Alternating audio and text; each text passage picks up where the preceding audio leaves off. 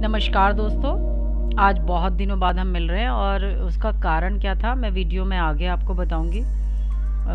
लगभग 1 महीने से ज़्यादा हो गया कि मैंने कोई वीडियो नहीं डाली है, तो आज मैं लगभग 1 महीने बाद ही घर से बाहर निकली हूँ और फ़िलहाल मेट्रो स्टेशन पे हूँ। तो अब आगे की यात्रा में आपको मिलते हैं कि क्या हुआ जो मैं 1 महीने से गायब थी। चलिए बात करते हैं। और मैं वापस आ चुकी हूँ घर। काम मेरा हो गया है। थकान मुझे काफ़ी थी डेंगू के बाद। ये मतलब मुझे कभी इस तरह का कभी कोई बुखार हुआ नहीं है, तो मुझे कोई आइडिया नहीं है कि क्या होता है, उसके आफ्टर इफेक्ट क्या होते हैं। और मैं आई हूँ तो दिविक ने कोई विंडो ओपन नहीं की है, मुझे आके करनी पड़ी क्योंकि उसकी क्लास भी चल रही है, ऑनलाइन एग्ज़ाम भी था और उसको ये चीज़ याद भी नहीं रहती क्योंकि वो इधर आता नहीं है। हाँ, तो चलिए अब मैं हूँ अपनी विंडो बाहर। बहुत तेज़ धूप निकल आई है। सुबह जो वो पॉल्यूशन सा दिखाई देता है ना, धुआं सा, वो थोड़ा धूप निकलने पर थोड़ा सा कम हो जाता है। लेकिन मैं बाहर गई हूँ, साकेत एरिया में धूप नहीं थी सुबह 9 बजे मैं पहुँची थी। धूप नहीं थी और बहुत ज़्यादा धुंध थी, तो पोल्यूशन बहुत ज़बरदस्त है।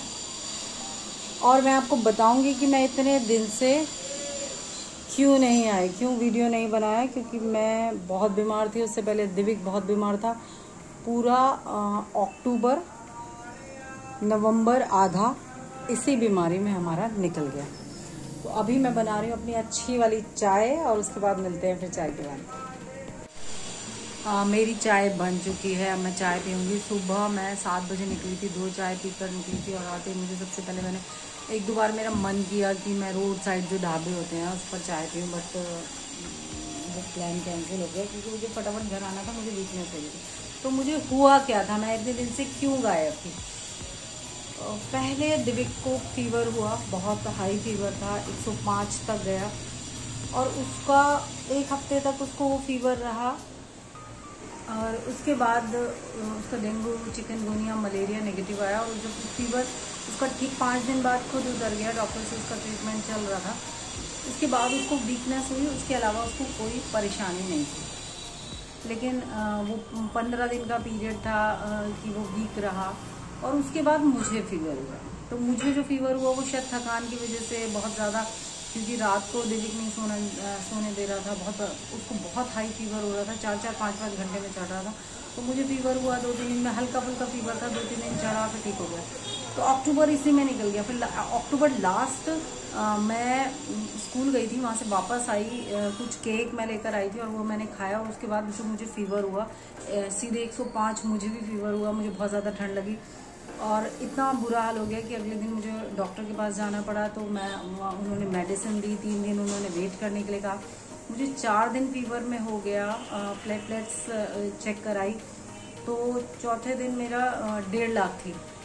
और लेकिन मेरे साथ क्या प्रॉब्लम हो रही थी कि 3 दिन बाद मेरी हालत ऐसी हो गई थी कि अगर फीवर उतर भी रहा है तो मैं चल फिर नहीं पा रही थी, उठ नहीं पा रही थी मेरे शरीर में। जबकि दिविक के साथ मुझे लगा मुझे जो फीवर है वो दिविक जैसा ही है, लेकिन दिविक के साथ इस तरह का कोई इशू नहीं था। जब उसका फीवर उतरता था वो क्लास भी ले लेता था, खेल भी लेता था। फीवर के बाद उसे वीकनेस आई, बट मेरी हालत ऐसी हो गई कि मतलब मेरी उठने की हालत नहीं हुई। तो डॉक्टर ने कोई टेस्ट था वो लिखा। इतनी हालत ख़राब थी कि जब मैं दिविक को पकड़ कर किसी तरह टेस्ट के लिए नीचे उतरी तो मैं रिक्शा से चली तो गई, वापस मैं रिक्शा से भी नहीं आ पाई। मैं नीचे ही लुढ़क गई एक तरह से, घर के नीचे 3rd फ्लोर पर मेरा घर है और मुझे वहाँ 30 to 40 मिनट बैठना पड़ा। इतना मेरा बुरा हाल हो गया। सामने एक शॉप से पानी पिया, पेप्सी पी के। कुछ लोगों ने मुझे कोशिश किया कि वो मेरी हेल्प करें चढ़ने पर मेरी हालत ही नहीं थी कि मैं ऊपर चढ़ पाऊँ। 40 मिनट बाद मैं दिविक की हेल्प लेकर, एक पड़ोसी की हेल्प लेकर ऊपर आई, लेट गई। उसके बाद मैंने मम्मी को कॉल किया कि मुझे फीवर तो है ही, लेकिन अब मेरी हालत ऐसी हो रही है। तो फीवर का उन्हें पता था और हालत मेरी रात में इतनी ज़्यादा बिगड़ गई। रात में ऐसा हाल हो गया कि फीवर चढ़ रहा है 104, 105, मेडिसिन से नहीं उतर रहा। जो पैरासीटामोल या डोलो जो थी उससे नहीं उतर रहा। मेफ्टॉल से उतरा, लेकिन ऐसी हालत हो गई कि मैं नीचे पैर रखकर चल भी नहीं पा रही हूँ। नेक्स्ट डे सुबह मम्मी आई, मम्मी के साथ मैं ब्रदर के साथ घर गई, मदर के घर गई, और वहाँ जाते ही मैंने चिकनगुनिया, डेंगू, मलेरिया का टेस्ट हुआ, वो नेगेटिव है, उसमें कुछ नहीं आया। डॉक्टर के पास गए, डॉक्टर ने कहा वायरल ही है, और उसने कुछ मेडिसिन लिखी कि कल आप प्लेटलेट्स करा लीजिए। तो नेक्स्ट डे मैं जब वहाँ गई तो ऑब्वियसली मुझे वहाँ, यहाँ मैं खुद सब कुछ कर रही थी, तो वहाँ मुझे बेड रेस्ट पूरा मिला खाने के लिए। तो नेक्स्ट डे मेरी हालत ऐसी हो गई कि मैं पकड़ पकड़ कर किसी का सहारा लेकर चलने लगी, जो मैं चल नहीं पा रही थी। उससे नेक्स्ट डे फिर सबने कहा कि प्लेटलेट्स आप चेक कराओ घर में। मैंने मना कर दिया, मैंने कहा मैं ठीक हो रही हूँ। दिविक के साथ भी सेम हुआ था, तो ये मेरी गलती थी। और मैं यहाँ इसलिए बता रही हूँ कि जब हमारा फीवर उतरता, फीवर मेरा नेक्स्ट डे उतर गया था, नहीं चढ़ा मुझे पूरे दिन। जब हमारा फीवर उतरता है तो कुछ डेंगू के सिम्टम्स हैं या क्या, अभी ये बुखार किस तरह का चल रहा है, एकदम प्लेटलेट्स डाउन होती हैं, गिर जाती हैं। और मेरी गलती वही रही कि मैंने वो प्लेटलेट्स मना कर दिया। नेक्स्ट डे वही सेम हाल हो गया कि मैं उठकर वॉशरूम तक भी नहीं जा पा रही हूँ। तो मम्मी ने घर पर फिर किसी को बुलाया, वहाँ से टेस्ट हुआ। टेस्ट में उसकी रिपोर्ट 2 घंटे में आई, तो 28,000 यानी कि 1.5 लाख जो प्लेटलेट्स थी उससे 28,000 रह गया काउंट। तुरंत डॉक्टर को कॉल किया, डॉक्टर ने कहा तुरंत हॉस्पिटल लेकर आइए। हॉस्पिटल में एडमिट किया रात को, तो नॉर्मल रूम में थी मैं, लेकिन उन्होंने हॉस्पिटल में जाते फिर से टेस्ट किया, और टेस्ट किया तो वो 16,000 हो चुकी। हाँ, तो मैं दिन में आप लोगों से बात कर रही थी, और देखिए टाइम कितनी जल्दी बीत जाता है। इतना सारा काम था कि मैं उस वक्त बात ही पूरी नहीं कर पाई अपनी, और अभी रात हो चुकी है। और सामने यहाँ ये देखिए दिवाली की लाइट अभी तक जल रही हैं, और क्योंकि गुरुपुरब भी है कल या परसों शायद, तो उसके साथ ही ये लाइटें उतरी हैं, और इसका रिफ्लेक्शन इधर पड़ रहा है मेरी विंडो में। हाँ, तो मैं बात बता रही थी कि उसके बाद मुझे हॉस्पिटल में एडमिट कर दिया गया। वहाँ पे जाके 16,000 मेरी प्लेटलेट्स रह गई, ब्लीडिंग भी शुरू हो गई मुझे, तो मुझे तुरंत ही आईसीयू में एडमिट किया गया। उसके बाद सबसे ज़्यादा जो दिक्कतें आई वो ये आई कि डोनर नहीं मिला। तो जो डोनर मिल रहे थे वो फेल हो रहे थे, तो मैंने बहुत सारे दोस्तों को अपने कॉल किया। उसमें से कुछ दोस्त मेरे आए, और रात भर उन्होंने कोशिशें की, और मुझे पूरी रात प्लेटलेट्स नहीं मिले। प्लाज्मा चढ़ाया गया उसकी जगह, और उसके बाद अगले दिन 3 बजे मुझे प्लेटलेट्स मिले, तो उससे फिर मेरी काउंट्स बढ़ने लगे। अच्छा भी फील हुआ, ब्लीडिंग भी रुक गई। ठीक उसी समय अगले दिन जब मुझे प्लाज्मा, उसके बाद प्लाज्मा भी शायद चढ़ा था, प्लाज्मा जब चढ़ा तो मेरे ठीक सामने एक 13 साल की बच्ची आई जो बहुत सीरियस थी, और बच्चों को एक इशू हो रहा था, बच्चों को एक प्रॉब्लम हो रही थी कि ये मैं इसलिए बता रही हूँ क्योंकि मेरे दोनों तरफ भी फिर उसी दिन 2 बच्चे आए, 4 बच्चे टोटल आए। उसमें से एक 12 साल का लड़का था जो अगले दिन शाम को आया। उसी दिन शाम को एक लड़की 13 साल की आई जो बिल्कुल मेरे बेड के सामने ही थी, और एक 1.5 साल का बच्चा आया जो मेरे इधर था, एक 4 साल का बच्चा आया जो मेरे इधर था। तो जो 13 साल की बच्ची आई थी, उस बच्ची को क्या प्रॉब्लम थी, प्लेटलेट्स डाउन थे, और उससे क्या हुआ, साथ में उसके चेस्ट में पानी था, और धीरे धीरे उसके पेट में भी पहुंच गया, और वो किसी हॉस्पिटल से, ख़राब हॉस्पिटल से ही वहाँ पर आई थी। बहुत उसकी हालत बहुत ख़राब थी। वो लोग कह रहे थे, जो मतलब वो बहुत सीरियस कंडीशन में थी, लेकिन वो चेयर पर बैठ के आई थी, बात करती हुई आई थी। तो कह रहे थे उसकी पल्स नहीं मिल रही है, उसका हार्ट रेट बहुत डाउन है या हाई है, मुझे वो क्लियर नहीं है।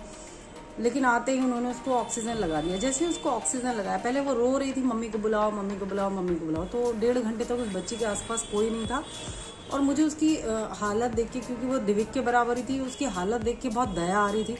मैंने पूछा, वहाँ पर मैं खड़ी आधी ऐसे बैठ के मैंने पूछा कि इसके पेरेंट्स को बुला दो, इसकी मम्मी को बुला दो, बच्चा है, ऐसे माहौल में मैं ही डर रही हूँ तो उसकी क्या हालत होगी। तो उन्होंने कहा कि इसके जो नर्स थी उसने मेरे पास आके कहा कि इसके मम्मी पापा यहाँ नहीं हैं, बहुत गरीब हैं, पैसों का इंतज़ाम करने गए हैं, तो अभी यहाँ कोई नहीं है, और जो इसके साथ कोई और तीसरा व्यक्ति है वो नीचे ही है रिसेप्शन पर, तो इस वक्त कोई नहीं। तो वो लड़की रोए जा रही थी, मम्मी को बुलाओ, पापा को। उसके बाद जब आधा पौना घंटा बाद उसकी दीदी शायद आई और उनसे वो मिली, तो उसने उनसे भी पूछा मम्मी को बुलाओ। तो उसकी हालत बहुत ख़राब थी, 3-4 डॉक्टर लगे हुए थे उसके साथ। लेकिन वो बोल रही थी लगातार। फिर उसके बाद उसने 1 घंटे बाद क्या बोलना शुरू करा, पानी पिलाओ खाना खिलाओ, पानी पिलाओ खाना खिलाओ। फिर डॉक्टर्स उसे डांटने लगे और उसके आसपास आने से भी मना कर दिया कि यहाँ पर कोई नहीं आएगा। और उसकी हालत बहुत ख़राब थी। शायद उसे एक बड़ा अच्छा हॉस्पिटल चाहिए था, लेकिन पैसे की कमी की वजह से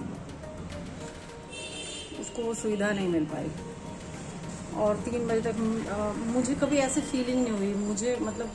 मुझे एंग्जाइटी है, जो डेड बॉडी होती है उनको देखने से एंग्जाइटी है बचपन से। क्योंकि मेरे घर में खुद मैंने बहुत छोटी उम्र में 2-2.5 साल की उम्र में मैं अपने मेरे पापा को, मुझे अभी तक याद है, कुछ ऐसे दृश्य मेरे दिमाग में घूमते हैं जो मुझे डराते हैं। उसके बाद मुझे मेरी दादी ने पाला, तो मेरी दादी के साथ बहुत उनकी डेथ मेरे सामने हुई, बिल्कुल मेरे सामने। तो उनकी डेड बॉडी मुझे मेरे दिमाग में आज तक है। तो उस बच्चे को देख के बहुत, एक ये रीज़न है कि बच्चा है, 13 साल का है, सेम दिविक भी 13 साल का। ये दिमाग में पता नहीं क्या हो रहा था। मुझे 3 बजे तक मैं नहीं सोई और 3 बजे अचानक से सारे डॉक्टर्स भागे और मैंने देखा क्या हुआ, ऐसे बेड से उठ के तो उन्होंने कर्टेन्स डाल दिए।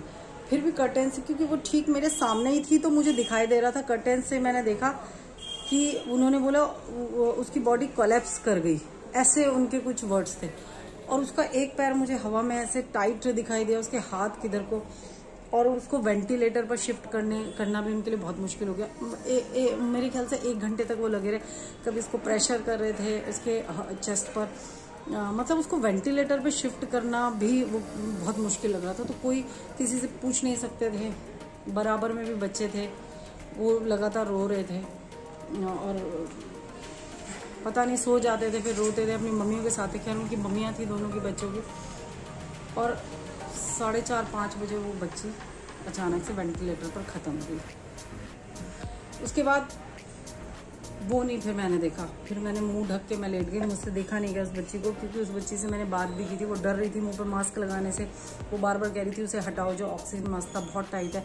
उसे किसी ने वो 2-2:30 बजे तक पानी मांगती रही, खाना मांगती रही, मुझे बहुत भूख लगी है।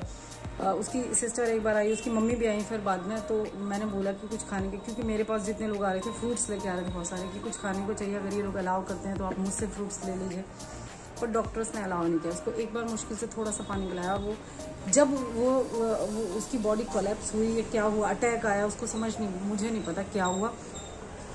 उस वक्त तक वो पानी और खाना मांग रही थी। खैर उसकी वो चली गई। उसके बाद उसके बराबर में एक 12 साल का बच्चा था, सेम उसको प्रॉब्लम थी, डेंगू उसका नेगेटिव आया था, लेकिन उसकी प्लेटलेट्स बहुत डाउन हो गई थी और उसकी भी चेस्ट में पानी था। मेरा भी एक्सरे कराया गया, मेरी चेस्ट में हल्का सा इन्फेक्शन, जबकि मुझे ना खांसी ना गले में दर्द, कुछ नहीं हुआ था उस बुखार में। मेरे बराबर वाले बच्चों के सेम चेस्ट में पानी, इधर वाले बच्चे के भी सेम। कि क्या हुआ कि प्लेटलेट्स डाउन हुई, हॉस्पिटल में ही ट्रीटमेंट चल रहा है उसके बाद, और खांसी आनी शुरू हो गई और निमोनिया हो गया बच्चों को। अगले दिन डॉक्टर आए, कैसे रिपोर्ट है, मेरी प्लेटलेट्स भी बढ़ गई थी। तो उन्होंने पूछा कैसे हो। ये वीडियो शायद आज बहुत लंबा हो जाएगा, क्योंकि ये चीज़ें बहुत दिल से दिल में दबी हुई थी। उन्होंने पूछा कैसे हो, मैंने कहा मैं बहुत अच्छी हूँ, लेकिन मुझे एंग्जाइटी हो रही है और शायद इस एंग्जाइटी की वजह से मैं ज़्यादा बीमार पड़ जाऊँगी। मेरे लिए फ़र्स्ट एक्सपीरियंस है, मैं कभी हॉस्पिटल में भी एडमिट नहीं हूँ और मैं अभी ICU में हूँ। तो प्लीज़ आप मुझे रूम में शिफ्ट कर दीजिए, क्योंकि यहाँ पर मुझे दिक्कत होगी। मेरे बराबर में 2 छोटे छोटे बच्चे हैं और मुझे परेशानी होगी। तो उन्होंने कहा ठीक है, हम देखते हैं, शाम तक आपकी और रिपोर्ट्स आएंगी तो उसके बाद आपको शिफ्ट करेंगे। ठीक उसी समय जो मेरे बराबर में 4 साल का बच्चा था, उसको भी सेम कंडीशन में आ गया वो, कि सांस लेने में उसको आवाज़ आ रही थी बहुत तेज। और उन्होंने उसको भी, अभी तक वो नेबुलाइज़र पे था, मुझे भी वो नेबुलाइज़र लगाते थे बीच बीच में, लेकिन वो लगातार नेबुलाइज़र पे था।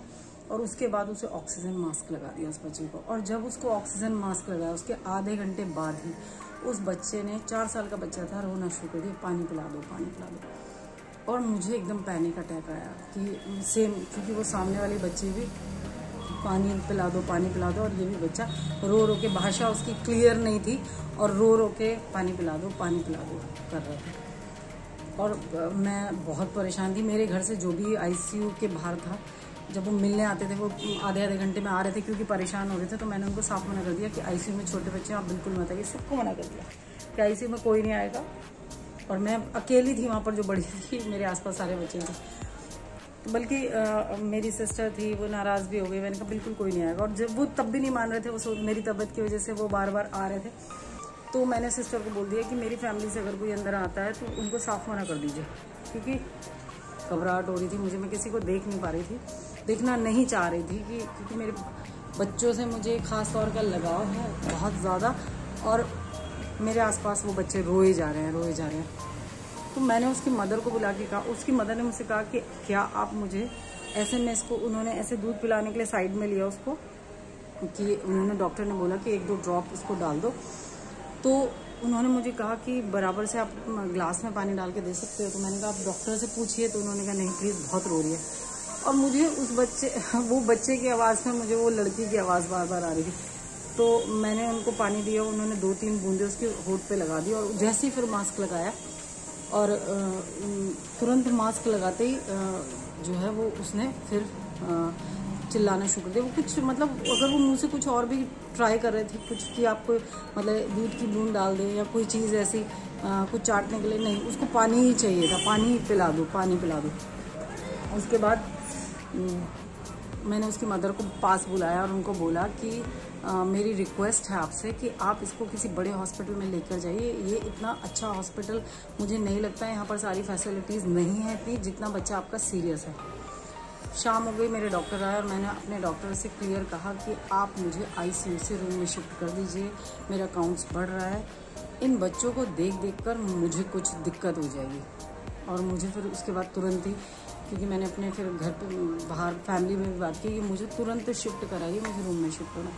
फिर मुझे उसी रात रूम में शिफ्ट कर दिया गया, और आईसीयू का क्या हाल था पता नहीं, लेकिन आप लोग सभी अपने बच्चों का ख्याल रखिए और ध्यान रखें उनका, क्योंकि छोटी छोटी चीज़ें जो हैं, मैंने इतने साल से मैं डेंगू देख रही हूँ, पर मुझे नहीं पता कि इतना सीरियस इसके असर भी होते हैं। कि पता लगा मुझे, मैंने और लोगों से जैसे बात की जाके कि बहुत सारे बच्चों की डेथ हुई है वहाँ आईसीयू में, और वही कि प्लेटलेट्स डाउन है, निमोनिया हो गया, और फिर पानी वो उनके चेस्ट में, पेट में, सब जगह वो पानी हो गया।